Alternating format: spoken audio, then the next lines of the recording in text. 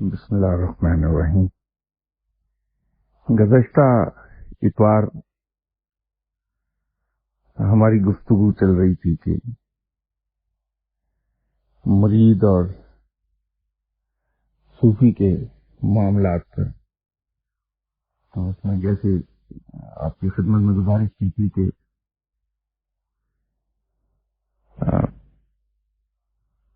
اس راہ میں جسے ہم راہ سلوک کہہ سکتے ہیں، ایک بنیادی چیز یہ ہے کہ جو اس کے پری ریکویزٹس ہیں اور جو اس کے بنیادی پروٹوکولز ہیں، ان کو اگر آبزرو کیا جائے اور پھر ایک مخصوص ڈھب پر زندگی گزاری جائے جو اللہ تعالی کی طرف سے بتائے گئے ڈوز اینڈ ڈو ناٹس کے مطابق ہو، تو کوئی وجہ نہیں ہے کہ ہم اللہ تعالی کا قرب حاصل نہ کر پائیں۔ اسی ضمن میں نے آپ سے یہ بھی گزارش کی تھی کہ ان پری ریکویزٹس اور پروٹوکولز کے بعد جس کی ہمیں پابندی کرنا ہوتی ہے، اس میں سے دو بنیادی شرائط میں نے آپ کے سامنے عرض کی تھی۔ ایک تو یہ تھا کہ ہم اپنا آرام، اپنی ضروریات، اپنی خواہشات، اپنے حقوق کو پسے پشت ڈال دیں اور دوسرے کے آرام، اس کی خواہشات، اس کی ضروریات اور اس کے حقوق کو مقدم جان لیں۔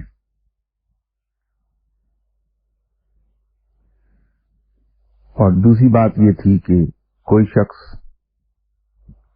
ہمیں کتنا ہی برا کیوں نہ سمجھے، ہمارے خلاف کتنا پروپیگنڈا کر رہا ہو،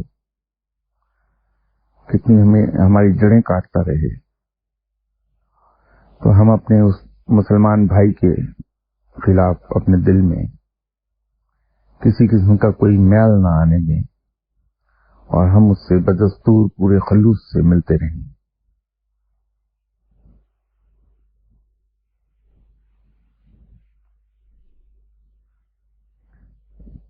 در حقیقت یہ دونوں باتیں جو میں نے آپ سے عرض کی تھیں کوئی نئی نہیں تھیں، یہ کوئی آؤٹ آف بلو نہیں میں نے عرض کیا تھا۔ ان کی بنیاد در حقیقت اللہ تعالیٰ کے اس فرمان پر ہے جو قرآن پاک میں اس نے کہا کہ تم میرے بندوں کے کام آؤ، تمہارے کام میں کر دوں گا۔ اور دوسری بات کی بنیاد وہ حدیث ہے کہ بدی کے جواب میں، برائی کے جواب میں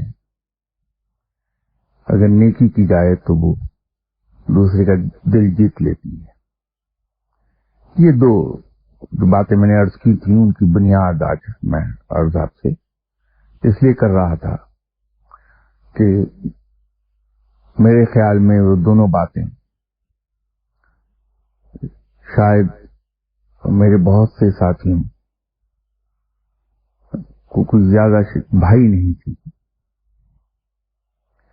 تو یہ ضروری تھا کہ میں اس کی بنیاد بتا دیتا کہ وہ کوئی کسی نے اپنے پاس سے نہیں گھڑی، نہ یہ جو سینہ بسینہ ہم تک پہنچی وہ کسی انسان نے اپنی طرف سے نہیں کہہ دی، بلکہ اس کی باقاعدہ ایک بنیاد موجود ہے۔ اگر ہم اس پر عمل کریں تو یقینی طور پر ہم رب تعالیٰ کا قرب حاصل کر لیں گے اور ہمارے لیے زندگی بھی آسان ہو جائے گی۔ شروع کی دشواریاں ہیں کچھ اس میں، لیکن بعد میں زندگی آسان ہو جاتی ہے۔ اسی طرح اسی ضمن میں آج میں آپ سے ایک اور گزارش کرنا چاہ رہا تھا کہ دیکھیے، ہمارے گھر میں اگر ملک کا کوئی وزیر اعظم یا صدر آئے تو اس کے آنے سے پہلے ہم اپنے گھر کو بناتے ہیں، سنوارتے ہیں، اس کے رنگ روغن کا خیال کرتے ہیں، اس کی صفائی، اس کی ستھرائی سب پہ توجہ دیتے ہیں۔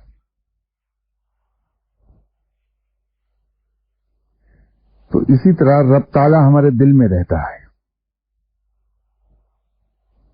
تو جہاں وہ بادشاہوں کا بادشاہ اور شہنشاہوں کا شہنشاہ رہتا ہے، مالک الملک ہے،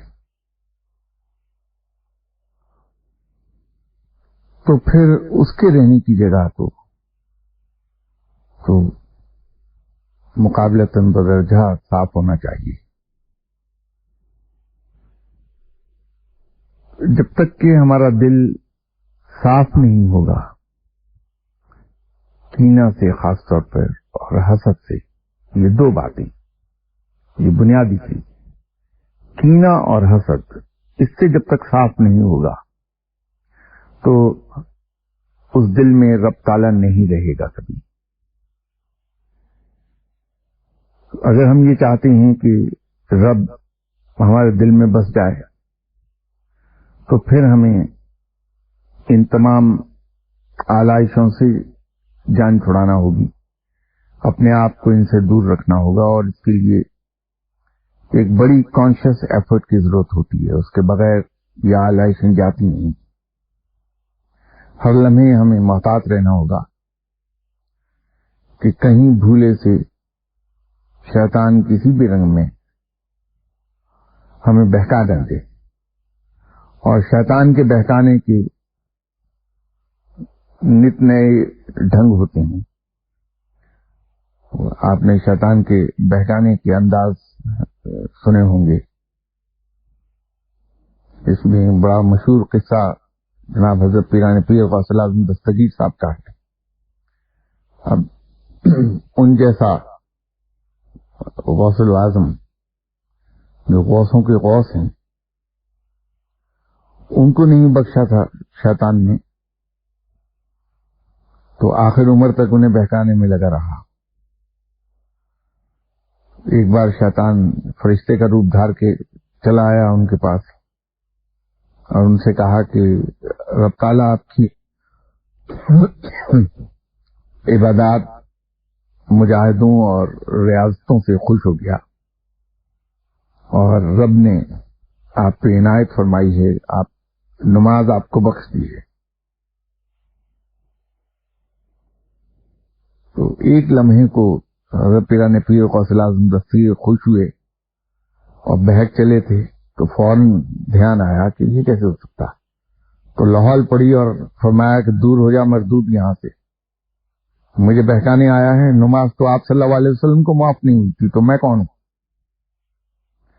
تو شیطان ہنسا اور کہنے لگا کہ شکر کیجیے آپ کے علم نے آپ کو بچا لیا۔ تو فوراً دوبارہ لاہور پڑی، فرمایا دور ہو جا، اب تو مجھے اس رنگ میں بہکا رہا ہے، مجھے میرے علم نے نہیں، میرے رب نے بچایا ہے۔ تو اب شیطان ایک وار کے بعد دوسرا وار کرنے سے باز نہیں آتا، اور اس کے وار مختلف رنگوں میں آتے ہیں۔ تو ایسے موقع پہ آدمی لاہور پڑھ لے۔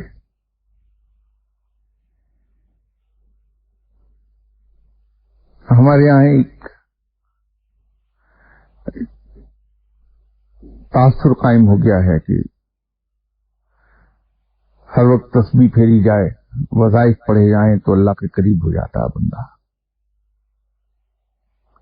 تو میں اس ضمن میں آپ سے ایک گزارش یہ کر دوں کہ ہمیشہ ایک بات یاد رکھیے گا کہ عبادات سے پارسائی ملتی ہے،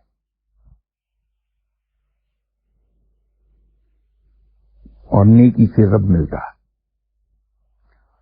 تو عبادت کے ذریعے ہم پارسا تو ہو سکتے ہیں،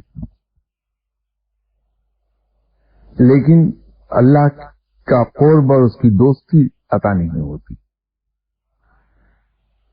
عبادات کو ہم नेकी तक पहुंचने का जीना समझें, उसको मंजिल ना समझें। मंजिल नेकी है और नेकी के जवाब में रब मिलता है, ये याद रखिएगा।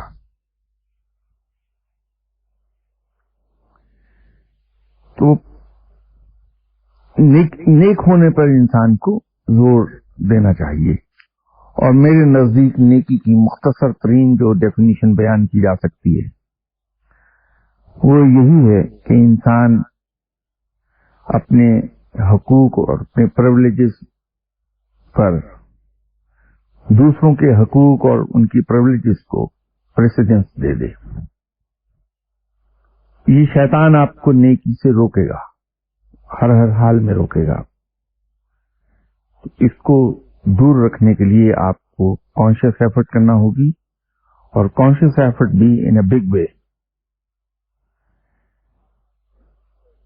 हाफ हार्टेड एफर्ट से दूर नहीं होता है। अपने दिल को इन आलाइशों से साफ रखिए, खास तौर पे कीना और हसद। जैसे आपसे एक दिन पहले मैंने गुजारिश की थी कि हमारे माशरे में फॉर सम रीजन एक चीज हमारी जिंदगी का हिस्सा बन के दाखिल हो गई है, जबकि अल्लाह के नजदीक वो बहुत ही नापसंदीदा आदत है, लेकिन हम उसे अब बुराई नहीं समझते। हमारी अगर फितरत सानिया नहीं तो कम से कम आदत जरूर बन गई है। वो है कि हम चाहे अजराह तफन्नुन, अजराह मजाक बयान करें, लेकिन दूसरे लोगों के बारे में ऐसी बातें हम बयान करते हैं जो शायद हम उनके फेस पर कह ना सकें। गीबत के बारे में हदीस मौजूद है और वो आप सभी उससे वाकिफ हैं। काफी स्ट्रॉन्ग वर्ड्स की हदीस है वो, कि गीबत करने वाला आदमी बिल्कुल ऐसा ही है जैसे अपने मुर्दा भाई का गोश्त खाए। इससे दूर रहिए। जुबान से कोई ऐसी बात न निकालिए जिससे किसी का ऐब बयां हो जाए, किसी की बुराई बयान हो जाए, किसी की इज्जत पे हरफ आ जाए, किसी की तौहीन हो जाए या किसी को कोई नुकसान पहुंच जाए। इससे दूर रहिए। अगर आपने ये एहतियात कर ली और दूसरों के लिए आपने इशार और कुर्बानी से काम लिया, तो यकीन जानिए कि बहुत जल्द कुर्बे इलाही हासिल हो जाएगा। और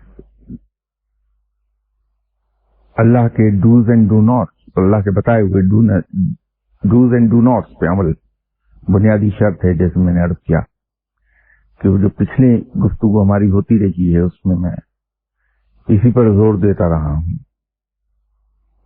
कि हम गैर अल्लाह को छोड़कर तमाम ताल्लुक अपना अल्लाह के साथ जोड़ लें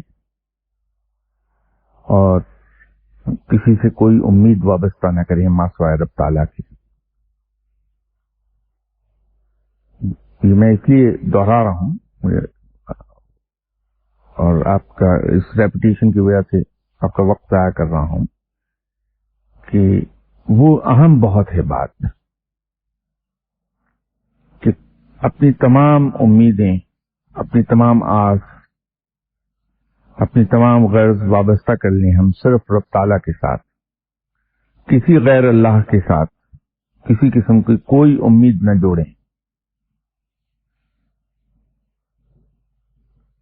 एक बात यह है।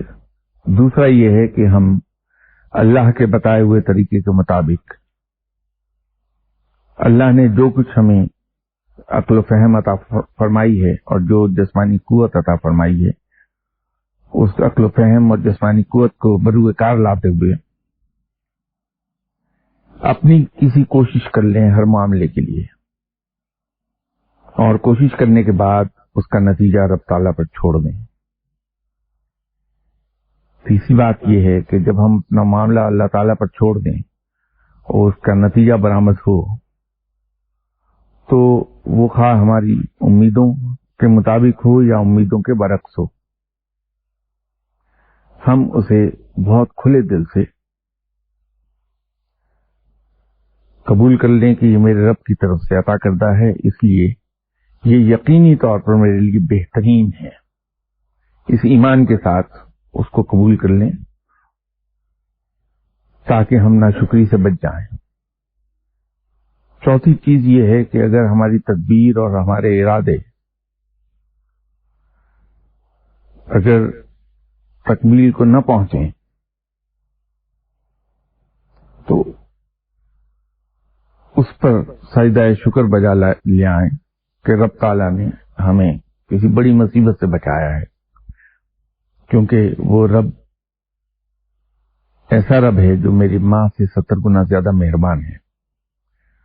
تو جتنا اس کو میری خواہش پوری کر کے خوشی ہوگی کسی اور کو ہو نہیں سکتی، تو اگر یہ میری خواہش اور میرا ارادہ پورا نہیں ہوا تو یقیناً اس میں میری بہتری پوشیدہ ہے۔ تو جہاں میری بہتری اس میں ہے کہ میرا ارادہ، میری تدبیر اور میری خواہش پوری نہ ہو تو اس کا مطلب ہے کہ وہ میرے لیے اچھا نہیں تھا، اللہ نے اس سے مجھے بچا لیا۔ تو اس پر اللہ کا شکر ادا کیا جائے، بجائے اس کے کہ ہم بے چین ہو کے ادھر ادھر دوڑنا شروع کر دیں۔ تو جب ہم یہ کرنا شروع کر دیں گے تو اس سے ہمارے اندر رب تعالیٰ پر ایک توکل پیدا ہوگی، رب تعالیٰ پر ایک اعتماد ہمارا پیدا ہوگا۔ توکل اور اعتماد در حقیقت محبت کا پہلا زینہ ہے،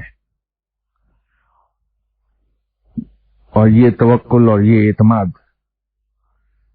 پھر ایک وقت آئے گا کہ محبت میں تبدیل ہوگا رب تعالیٰ کے ساتھ، اور جہاں محبت ہوتی ہے وہاں انسان پھر نہ تو کوئی سوال پوچھتا ہے، نہ وہاں کوئی ہچکچاہٹ کسی قربانی میں محسوس ہوتی ہے۔ اس کی ایک مثال میں آپ کو یہ عرض کر سکتا ہوں کہ ہم لوگ جو آفیسز میں کام کرتے ہیں، اب جیسے گرمی کا زمانہ ہے تو آفٹرنون تک ہم لوگ تھک کے چور ہو گئے ہوئے ہوتے ہیں، ایگزاسٹڈ ہوتے ہیں دادا۔ اگر اس وقت ہمارا کوئی باس ہمیں بلا کے کسی کام کو کہہ دے کہ فلاں جگہ چلے جائیں اور یہ کام کرائیں، تو ہمارے اندر ایک عجیب سی ہیزیٹیشن ہوتی ہے، اور کوشش یہی ہوتی ہے کہ ہم کوئی بہانہ بنا کے اس کو ٹال جائیں۔ تو ہم کوئی نہ کوئی بہانہ گھڑ لیتے ہیں، کیسا وہ تو ہے نہیں، میں نے ٹیلی فون کیا جی وہ اپنی سیٹ پر نہیں ہے اور کل صبح ملے گا جس سے ملنے جانا ہے، یا فلاں آفس ہے جی تو وہاں وہ بند ہو گیا، کوئی کام نہیں ہو رہا، کل صبح ہوگا تو کل جاؤں گا۔ اب یہ وہ آفس ہے جہاں ہم کام کرتے ہیں، اس کے جواب میں ہمیں تنخواہ بھی ملتی ہے، اور یہ وہ باس ہے جس نے ہماری اینول کانفیڈینشیل رپورٹ لکھنا ہے، ہماری ترقی کی ریکمنڈیشن دینا ہے۔ تو جہاں سے ہمیں دنیاوی مفاد حاصل ہونا ہے وہاں ہم اس طرح کی ہیزیٹیشن کا اظہار کرتے ہیں۔ آفس سے اٹھ کے اگر ہم گھر آئیں تو وہاں ہمارا بیٹا اگر بیٹھا ہے اور وہ ضد کرنے لگے ہمارے بیٹھنے سے پہلے کہ مجھے چنگم دلا کے لائیں، تو ہم اسی لمحے اسے گود میں اٹھائیں گے اور کارنر شاپ پر، کنوینئنس اسٹور پر چلے جائیں گے، اور راستے میں اپنی جیب سے رومال نکال کے بجائے اپنے سر پہ رکھنے کے کہ دھوپ سے بچ جائیں، اب بیٹے کے سر پہ رکھ دیں گے کہ اسے دھوپ نہ لگے، اور لے جا کے ایک چنگم کی بجائے اس کو 2-4 اور فالتو چیزیں لے کے دے کے خوش ہوں گے، جو وہ کھائے گا ہمیں اس خوشی ہوگی۔ اب دونوں جگہوں پر فرق یہ ہے کہ وہاں آفس کا خوف ہے یا باس کا خوف ہے۔ اس خوف میں کام تو ہم کرتے ہیں لیکن ایک ہیزیٹیشن کے ساتھ اور ایک بہانے کے ساتھ۔ یہاں بیٹے کے ساتھ پیار ہے تو بیٹے کی ہر خواہش پوری کر کے خود اس کے لیے تکلیف اٹھا کے ہمیں خوشی ہوتی ہے۔ تو جب رب کا کہا ہم بجائے ڈر اور خوف کے اس کے ساتھ محبت میں ماننے لگیں گے تو ہم اس کا حکم مانتے ہوئے خوشی بھی ہوگی، اور ہم بڑا ڈیلیجنٹلی، بڑا فیتھفلی اس کی کہی ہوئی ہر بات کی تعمیل کریں گے۔ تو اس لیے رب تعالی کے احکامات کی تعمیل خوف کی بجائے پیار سے کرنا زیادہ افضل ہو جاتا ہے کہ وہاں انسان اس کو تمام تصریحات کے ساتھ اس پہ عمل کرتا ہے، اس کی تمام باریکیوں کو سامنے رکھ کے اس پہ عمل کرتا ہے اور پورے خلوص کے ساتھ عمل کرتا ہے۔ تو وہ جو بات میں نے شروع میں عرض کی تھی کہ اپنی تمام امیدیں ہم اللہ کے ساتھ وابستہ کر لیں تو وہ توکل پیدا کر دے گی، اور توکل کے بعد اعتماد کا پہلو آئے گا، اور اعتماد سے بات بڑھ کر پھر اللہ کے ساتھ محبت پر چل جائے گی۔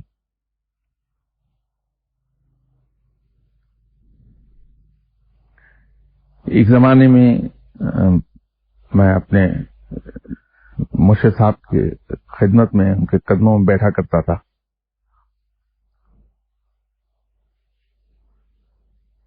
تو اس وقت روحانیت کی پروٹوکولز کا اتنا علم نہیں تھا، مغربی تعلیم کا زور تھا، دوسرا جاب کچھ ایسی تھی کہ اس کا ایک نشہ اور اس کا ایک اعتماد انسان کے اندر وہ ضرورت سے زیادہ ہوتا ہے۔ تو وہ دونوں چیزیں مل کر، مغربی تعلیم اور اس نوکری کا نشہ،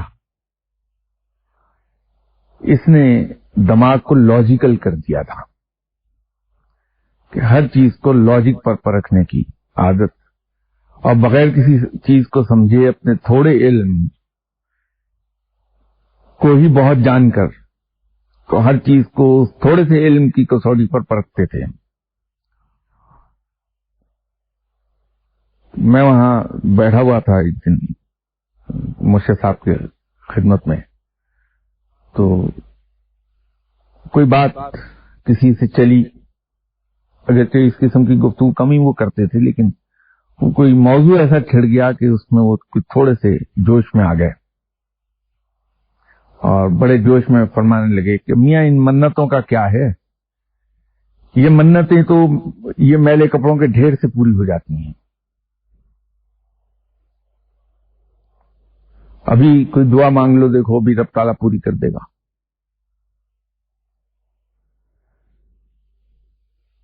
تو تم یہ وظیفے کیوں پڑھو، صرف ہمارا نام ہی جپتے رہو، وہی بہت ہے، اور پھر ہمارا نام بھی کیوں تم جپو،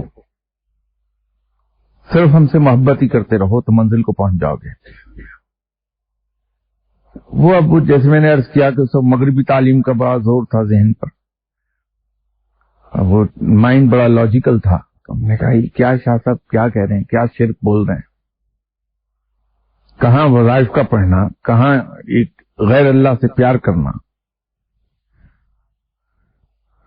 تو وہ کچھ بات سمجھ میں نہیں آئی، وہاں سے اٹھ کے گھر آ گیا، عشاء کی نماز کے بعد حسب معمول جان نماز پہ بیٹھا ہوا، میں اپنی تصویر رولنا کہوں گا، پڑھائی تو کیا کرنی ہم نے، تو دانے ہی پھیر رہا تھا میں تسبیح کے،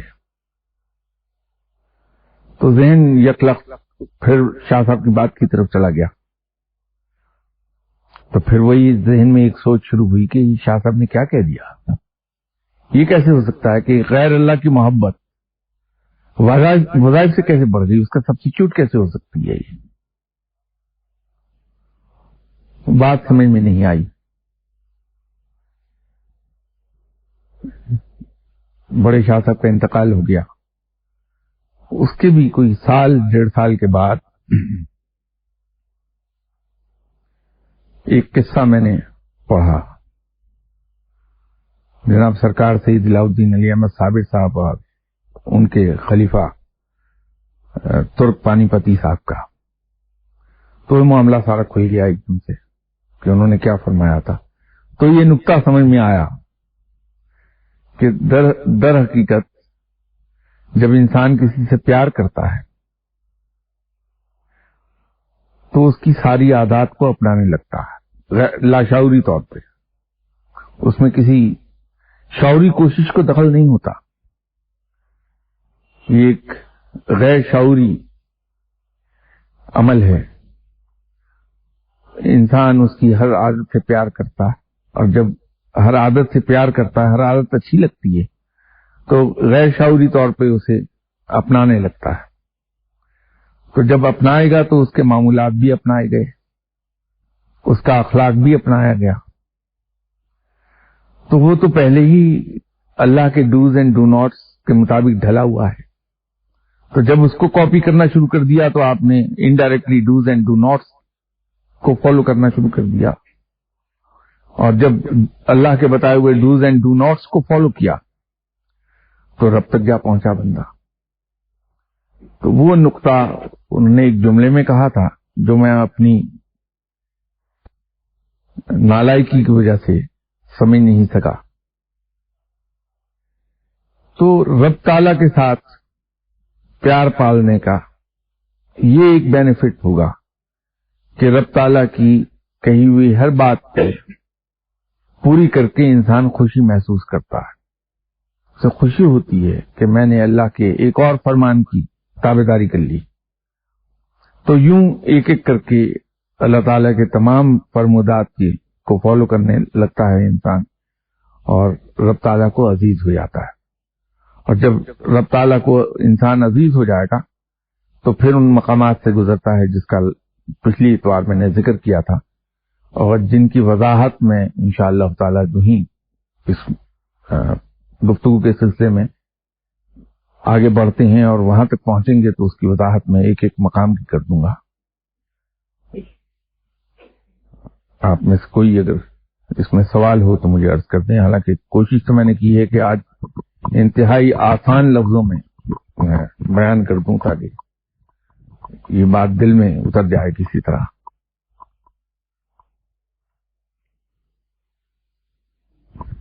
مراد میں کوئی فرق ہے؟ صوفی اور مراد میں فرق؟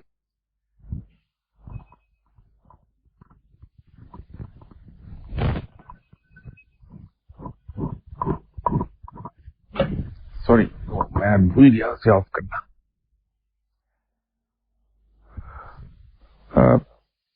دیکھیے، یہ جب میں مرید اور مراد کی بات کر رہا تھا تو میں نے عرض کیا تھا کہ مرید وہ ہے جو اللہ کی طرف رجوع کرتا ہے، اور انتہا یہ ہے کہ وہ باب مراد ہو جاتا ہے. ابتدا مرید ہے اور انتہا مراد ہے اس کی. مرید اللہ کی طرف رجوع کرتا ہے اور مراد پانے سے پہلے بہت سی مشکلات اور تکلیفوں سے گزرتا ہے، جس کی بڑی وضاحت سے میں نے بات کی تھی. مراد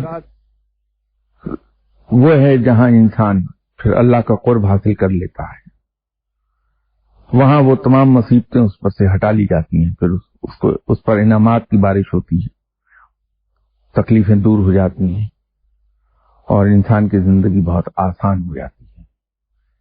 اسی طرح صوفی کے سلسلے میں نے عرض کیا تھا کہ آپ مرید نہ کہیے، متصوف کہہ دیجیے. متصوف وہ ہے جو صوفی ازم کی راہ پہ چلتا ہے، اور صوفی وہ ہے جو اس منزل کو پہنچ چکا ہوتا. تو یہ فرق ہے. سر، یہ جو آپ نے آخری نقطہ اس میں واضح کیا اپنی گفتگو میں، یہ محبت شیخ والی بات ہی ہے؟ جی، وہ جو محبت شیخ جو کتابوں میں جگہ جگہ جس کا ذکر ہے، یہ وہی ہے کہ جب تک آپ اپنے شیخ سے محبت نہیں کرتے، آپ اس کی کہی ہوئی چیزوں پہ عمل نہیں کر سکتے. اور شیخ کی باتوں پر عمل کرنے کے لیے یہ ضروری ہے کہ ہمارے ذہن سے یہ 5 کاف ہماری ویکیبلری سے ہی دور ہو جائے. کیوں، کب، کہاں، کیسے اور کس طرح، یہ 5 अगर काफ हमारी वोकैबुलरी से खत्म हो जाएंगे तो आंखें बंद करके हम अपने शेख की हुक्म पर अमल करेंगे। जब तक तो इंसान खौफ के तहत अमल करता है तो फिर उसमें हेजिटेशन रहती है और कहीं ना कहीं इंसान उसमें अपना ज़हन इस्तेमाल कर लेता है, और जहां खौफ की जगह मोहब्बत ने ले ली तो वहां बजाय हेजिटेशन के इंसान की खुशी दाखिल हो गई कि खुशी से हर बात को पूरा करेगा, तो फिर उसे बहुत ही फेथफुली फॉलो करता है। अब ये जो ज़हन इस्तेमाल करने वाली बात है, उस सिलसिले में एक सच्चा वाकया मेरे ज़हन में आया जो मैंने शायद आप में से 2-4 लोगों के सामने वैसे भी बयान किया हो कि एक शेख थे,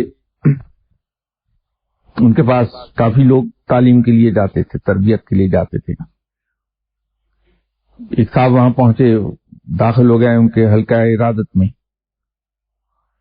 उनकी तालीम और तरबियत शुरू हो गई वहां। तो उस तालीम और तरबियत के जब 30-32 साल गुजर गए तो एक दिन मस्जिद में मुर्शिद साहब ने ऐलान फरमाया कि कल मैं तुम्हें अपनी तलवार अता कर दूंगा, कल असर की नमाज के बाद तुम्हें अपनी तलवार दे दूंगा। तो हर आदमी ने उन्हें मुबारकबाद दी कि अल्लाह ने क्या मकाम अता फरमाया कि मुर्शिद अपनी तलवार तुम्हें दे रहे हैं। तो नेक्स्ट डे फिर असर की नमाज के बाद लोग इकट्ठे हो गए, तो मुर्शिद ने अपने उन मुरीद को हुक्म दिया कि तुम्हारी जो अपनी तलवार है कमर से बंधी हुई, इसे उतार के जमीन पे डाल दो और उसकी जगह मैं अपनी तलवार बांध देता हूं। तो मुरीद ने अपनी तलवार उतारी और उतार के करीबी उनकी वाइफ खड़ी थी उनको दे दी और खुद उनके सामने हाजिर हो गया कि लीजिए साहब अपनी तलवार कमर से खोल के मेरे बांध दें।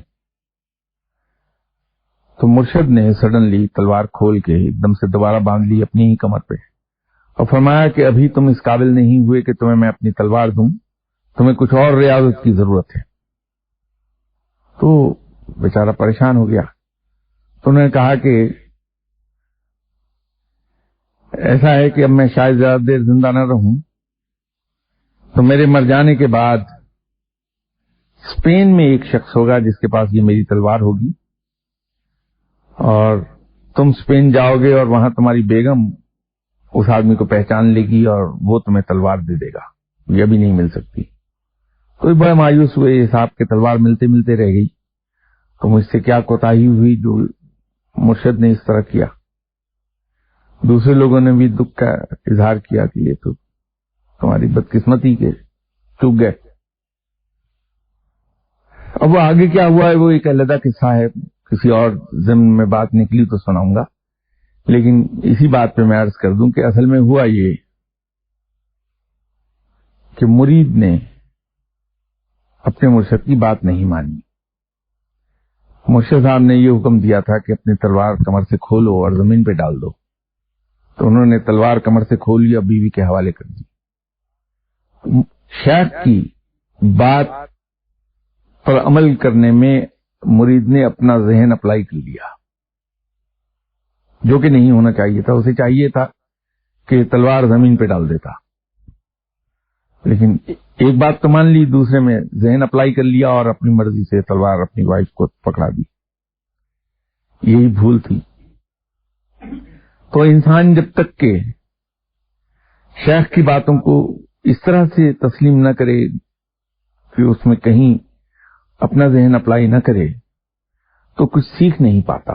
तो इसलिए जो मोहब्बत शेख है उस पर जोर दिया जाता है कि शेख से मोहब्बत करो। अपने की वजह यह है।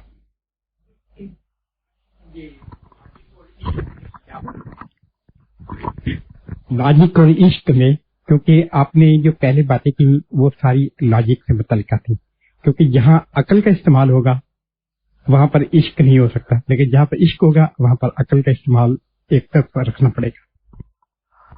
लॉजिक और इश्क का वही ताल्लुक है जो आग और पानी में है। کہ جہاں پانی ہے وہاں آگ نہیں ہو سکتی اور جہاں آگ ہے وہاں پانی نہیں ہو سکتا. تو جہاں آپ عشق کرتے ہیں تو عشق تو ماورا ہو جاتا ہے تمام لاجک سے. یہی تو میں عرض کر رہا تھا کہ جب تک لاجک انسان کے اندر رہتی ہے وہ رائم اینڈ ریزن کے چکر میں پڑا رہتا ہے, اور جب وہ لاجک سے نکل کر عشق میں داخل ہوتا ہے تو وہاں وہ ان تمام چیزوں سے بالاتر ہو جاتا ہے, نتائج سوچتا ہی نہیں, وہ صرف عمل کرتا ہے. آپ کو سمجھانے کے لیے چیزوں کو لاجک کا رنگ, عشق کو لاجک کا رنگ دے کر پیش کرنے کے بعد نتیجے میں آپ سے کہہ دیا کہ یہ عشق ہے, لاجک نہیں ہے. کیونکہ اگر میں عشق کو لاجک کا لباس پہنا کر آپ کے سامنے نہیں رکھوں گا آپ کا ذہن اسے ابھی تسلیم نہیں کرے گا, اور اگر میں اس کو عشق کو لاجک ہی کا لباس اوڑے رہنے دوں گا تو آپ غلط فہمی میں پڑ جائیں گے. اس لیے عشق کو لاجک کا لباس پہنا کے آپ کے سامنے پیش کر دیا اور آخر میں عرض کر دیا کہ حضور یہ لاجک نہیں, یہ عشق ہے. یہ وجہ ہے. اس پہ شیخ کا کیا کردار ہے, اور کیا یہ سفر اس کے بغیر بھی طے کیا جا سکتا ہے؟ کوئی ایسی مثال ہے؟ یہ آپ غالباً اس دن نہیں تھے یہاں, ایک صاحب نے یہی سوال پہلے بھی کیا تھا مجھ سے, تو میں نے ایک ایگزامپل کوٹ کی تھی کہ بالکل یہ سفر طے کیا جا سکتا ہے. ایسی کئی ایک مثالیں راہ سلوک میں ملیں گی جہاں بغیر مرشد کے انسان ولی ہوا. تو اس کی مثال میں نے یہ کوٹ کی تھی کہ 3 بچے ہیں. ایک بچہ وہ ہے جو نہ تو کبھی اسکول گیا نہ کسی ٹیوٹر سے اس نے انسٹرکشنز لی, بلکہ اس نے مارکیٹ سے بکس خریدی, سلیبس پڑھا پورا اور میٹرک کا ایگزام دے دیا. وہ پاس ہو جائے گا اور ہو سکتا ہے فرسٹ ڈویژن میں پاس ہو جائے, اے گریڈ لے لے, A+ لے لے. دوسرا بچہ جو ہے وہ گھر پہ ٹیوٹر سے انسٹرکشنز لیتا ہے اور ٹیوٹر اسے آ کے پڑھاتا ہے, ایگزام دیتا ہے, وہ بھی میٹرک کر لیتا ہے. ایک تیسرا بچہ ہے جو ایک بہت اچھے اسکول میں جاتا ہے اور وہ 10 سال میں میٹرک کرتا ہے. میٹرک اس نے بھی کیا ہے. اب تینوں لڑکے میٹریکولیٹ ہیں, لیکن اگر آپ ان کی پرسنالٹیز کو دیکھیں گے تو آپ کو زمین آسمان کا فرق نظر آئے گا. جس نے صرف کتابوں سے پڑھا ہے وہ نہ تو کوئی چیز آپ کو ایکسپلین کر پائے گا اور نہ اس نالج کو کسی چیز پر اپلائی کر سکے گا. اس نے صرف چیزوں کو رٹا ہے اور رٹنے کے بعد امتحان دے کے پاس ہو گیا ہے. چیزوں کو میمورائز کیا ہے, اس نے انڈرسٹینڈ نہیں کیا. جس نے ٹیوٹر سے پڑھا ہے اس کی پرسنالٹی اس سے تھوڑی سی بہتر ہوگی, اس کو سننے کی عادت ہو گئی ہوگی, جبکہ پہلے آدمی کو سننے کی عادت نہیں ہوگی. لیکن جو لڑکا اسکول جا کے جس نے 10 سال پورے اسکول میں خرچ کرنے کے بعد میٹرک کیا ہے, اس کے اندر ریگولیرٹی بھی ہوگی, جو کام کرے گا ریگولر ہوگا, اس میں پنکچویلٹی بھی ہوگی کیونکہ اسے کلاسز اٹینڈ کرتے کرتے پنکچوئل ہونے کی عادت ہے. اس کے اندر گروپ ڈسکشن کی بھی صلاحیت ہوگی, وہ کلاس کے اندر گروپ ٹاسک کرتا ہے, اس میں ٹیم اسپرٹ بھی ہوگی, اور آن ٹاپ آف ایوری تھنگ اس کے اندر اسپورٹس مین اسپرٹ بھی موجود ہوگی. یہ تمام خوبیاں اس کے اندر آئی ہوئی ہوں گی. उसमें दूसरों को एड्रेस करने की भी सलाहियत मौजूद होगी, क्योंकि उसकी ट्रेनिंग हुई है प्रॉपर। इसी तरह वो आदमी जो राह सलूक पर चला, रब तो सबके लिए है, सबको मिलता है, रब उसको भी मिलेगा, लेकिन उसका कोई मुर्शिद नहीं था, तो वो कहीं भी लड़खड़ा जाएगा क्योंकि उसकी तरबियत नहीं हुई है। फिर एक मकाम से आगे जहां इंसान की तालीम से ज्यादा तरबियत काम आती है, ये फेल होने लगेगा, वो फिर ऊपर की मंजिलों तक नहीं पहुंचेगा। क्योंकि मैंने पिछली किसी गुफ्तगू में अर्ज किया था कि इस राह में चलते चलते कई मकाम आते हैं, तो मैंने मिसाल उस वक्त भी ये दी थी कि पहला जो मकाम आता है, अव्वलीन मकाम जिससे गुजरते हैं हम, वो जिन्नात से मुताल्लिक है। तो जिस इंसान का कोई राहबर नहीं है, क्योंकि मुर्शिद कोई काम नहीं करता, मुर्शिद सिर्फ आपको गाइडेंस प्रोवाइड करता है, या आपकी अपनी मेहनत है, आपका अपना किरदार है जो आप आगे जाते हैं। ऐसा नहीं कि मुर्शिद धक्का देता हो, वो सिर्फ आपको गाइड करता है, चैनलाइज करता है आपकी एफर्ट्स को, सबको एक पर्टिकुलर डायरेक्शन में। तो अव्वलीन मकाम जिन्नात का आता है। बहुत लोग इसको ये समझ के कि हम मंजिल को पहुंच गए यहीं पर रह जाते हैं। उसके बाद जब सैर का मकाम आता है तो बहुत से लोग उसी को मंजिल समझ के वहीं टिक जाते हैं। उसके बाद फिर मकाम आता है कश्फ करामात का, कुछ लोग उसी को मंजिल समझ के वहां टिक जाते हैं। ये मुर्शिद है जो आपको उन तमाम मकामात पर आगाह करता रहता है कि ये मंजिल नहीं है, इसको इग्नोर करके चलते रहो तो मंजिल को पहुंचोगे। तो इंसान तमाम ऐसे पड़ाव जो आते हैं उनको इग्नोर करके चलता चला जाता है। जो किसी पड़ाव पर रुक गया फिर वो वहीं का हो जाता है, उससे आगे बढ़ नहीं पाता कभी। एक्सक्यूज मी सर, गीबत के हवाले से क्वेश्चन है सर कि गीबत की कोई एक्सेप्शंस हैं कि किसी केस में गीबत नहीं रहती? गीबत सिर्फ एक सूरत में गीबत नहीं रहेगी, जहां लोगों को इज्तिमाई तौर पर नुकसान पहुंचने का अंदेशा हो और आपके किसी बात के वादे कर देने से लोगों को इज्तिमाई तौर पर फायदा हो जाए, उसका बचाव हो जाए, वो गीबत नहीं है। जैसे किसी मामले में गवाही देना, वो आप पे फर्ज है गवाही देना। अगर आपने किसी को चोरी करते देखा है और काजी या मैजिस्ट्रेट आपको गवाही के लिए बुला ले कि किसी ने अगर देखा हो तो उसकी गवाही दे दे, तो आप पे फर्ज हो जाता है कि गवाही दें आप, बल्कि उसको छुपाना फिर गुनाह है।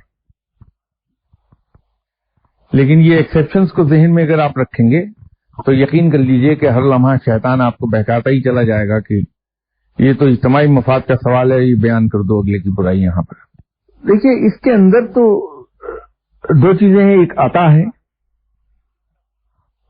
एक कस्ब है।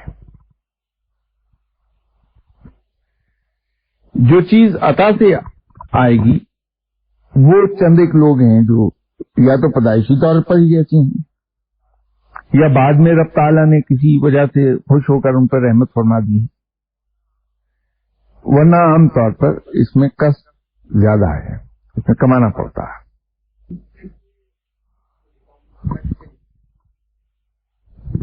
अगर तो बिकम प्रैक्टिसिंग मुस्लिम, इसके लिए अगर किसी इंस्टीट्यूशंस को ज्वाइन किया जाए, जैसे तबलीगी जमात है, तो उसमें जो मेरे लिहाज से जो अपरेंट फायदे नजर आ रहे हैं कि नो सोनर आप उनके साथ स्टेप इन होते हैं तो आप 24 घंटे की जिंदगी अल्लाह के हुक्म, नबी सल्लल्लाहु अलैहि वसल्लम के तरीकों को प्रैक्टिस करते हैं। एक वक्त आता है it becomes second nature, provided कि आप अटैच रहते हैं। अगर एक मतलब मुर्शिद को पकड़ा जो कि हर वक्त आपके साथ नहीं है, تو آپ فرمائیں کہ اس وقت کیونکہ امت جو ہے بڑی اسٹیگرڈ پھیلی ہوئی ہے، ان کو کوئی فوکس نظر نہیں آ رہا کہ ہاؤ ٹو بیکم پریکٹسنگ مسلم، اور آج ہم نے 60 ہی اپنی گنوا دی۔ میں اس خاطر کہ خدا پاک کے ساتھ وہ تعلق جو کہ ہر مومن کا رہنا چاہیے اور اس کو اسی لئے میں وقت گزارنا چاہیے۔ یہ جو ذکر اذکار عبادات ہیں یہ جسٹ ون اسی ویری تھنگ کہ بھائی یہ چیزیں ہیں، یہ رکن ہے، لیکن 24 گھنٹے کی زندگی کو اپنانے کے لیے کیا اس طرح کے انسٹیٹیوشنس میں جا کر کرنا یا ایک پیر کو پکڑ لینا، آپ کیا فرماتے ہیں سر؟ بات یہ کہ اچھی بات جہاں سے بھی ملے اسے حاصل کر لینا چاہیے، خواہ وہ کسی انسٹیٹیوشن سے مل رہی ہو یا کسی انڈیویجول سے مل رہی ہو، اس میں تو کوئی دو رائے ہو نہیں سکتی۔ دوسری بات یہ کہ آپ نے جیسے فرمایا کہ سب مسلمان آج جس حال میں ہیں وہ اس لیے ہے کہ ان کا اللہ کے ساتھ تعلق جو ہے وہ نہیں جو ہونا چاہیے۔ میں بھی ابھی تک یہی آپ سے بیٹھا ہوا عرض کر رہا تھا کہ آپ، میں، ہم سب جو یہاں موجود ہیں، اگر ہم یہ چاہتے ہیں کہ ہم اللہ کے قریب ہو جائیں تو ہم پہ لازم یہ ہے کہ ہم نیکی کی طرف جائیں۔ اسی لیے میں نے عبادات اور نیکی کا فرق بیان کیا تھا کہ عبادات سے صرف پارسائی آتی ہے اور نیکی سے رب ملتا ہے، اور نیکی کی جو ڈیفینیشن میں نے بیان کی تھی وہ بھی یہی کی تھی کہ ہم دوسروں کے رائٹس اور پریولیجز کو پریسیڈنس دے دیں اوور آور اون۔ اب اگر اس کو آگے آپ ایکسپلین کرتے چلے جائیے تو در حقیقت ان ادر ورڈز میں حقوق العباد کی بات کر رہا تھا، وہ زندگی جس کا تعلق دوسروں کے ساتھ ہے۔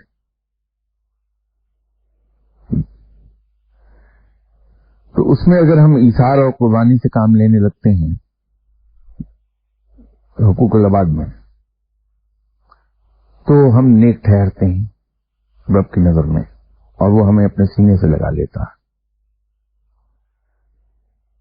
اب اگر ہم ایک ایک چیز کا نام لینے لگیں تو یہاں ٹائم کے اختصار کی وجہ سے وہ ممکن نہیں ہوگا ہمارے لیے۔ تو یوں کوشش یہ کی جاتی ہے کہ جو باتیں مجھے آدھے گھنٹے میں کہنا ہے وہ میں 1 منٹ میں کسی نہ کسی طرح اسے کنسائز کر دوں۔ شیخ کے پاس بھی اگر آپ جاتے ہیں تو وہاں بھی یہی چیز ہے، اسی لیے میں لوگوں سے یہ کہا کرتا ہوں کہ بھائی بیعت کرنا بہت بڑی ذمہ داری کا کام ہے۔ یہ ون سائیڈڈ سودا نہیں ہے کہ مرید نے تو بیعت کر لی، اس نے اپنے آپ کو پابند کر لیا اپنے مرشد کا، لیکن اس کے جواب میں مرشد نے کیا کمٹمنٹ کی اس سے؟ تو مرشد کی کمٹمنٹ یہ ہے کہ وہ اسے ہر حال میں گائیڈنس پرووائڈ کرے گا، جو کہ عام طور پہ نہیں ہو پاتی۔ تو اسلام کو اگر ہم بائی پارٹس دیکھیں گے تو یہ کبھی بھی ہماری سمجھ میں نہیں آئے گا، نہ اس کے وہ نتائج برآمد ہوں گے جو رب تعالیٰ چاہتا ہے۔ اسلام کے ساتھ تو یہ ہے کہ اسے ان ٹوٹو ہی ہمیں ایکسرسائز کرنا پڑتا ہے، جس میں اس کے جو انفرادی پہلو ہیں، اس کے اجتماعی پہلو ہیں، اس کی عبادات ہیں، اس کا پینل کوڈ ہے، وہ تمام چیزیں بیک وقت ہمیں پھر ایکسرسائز کرنا پڑتی ہیں بغیر سلیکٹو ہوئے۔ تو یہ جو حال آج ہے ہمارا وہ اس لیے ہے کہ ہم اسلام کے بارے میں سلیکٹو مائنڈ کے ہو گئے ہیں، یا پھر ہمارا رویہ اسلام کے بارے میں بالکل وہ ہے جو چند اندھوں کے ہاتھ ہاتھی آیا تھا تو اس کو وہ ڈسکرائب کرنے لگے تھے، ہر آدمی نے اس کو ویسے ہی ڈسکرائب کیا تھا جو اس کی جو پارٹ اس کے ہاتھ میں آ گیا تھا۔ یا پھر ہمارا رویہ اسلام کے بارے میں یہ ہے کہ ہم اس کے کسی ایک حصے کو پکڑ کر اس پر شدت سے عمل شروع کر دیتے ہیں، باقی سب اگنور ہو جاتے ہیں اس پروسیس میں. وہ یہ والا ہمیں چھوڑ کر رویہ دوسرے رویے کی طرف جانا پڑے گا کہ ہم اس کو ان ٹوٹو اپنا کے اس کے کسی ایک پہلو کو چھوڑے بغیر اس پر عمل شروع کر دیں.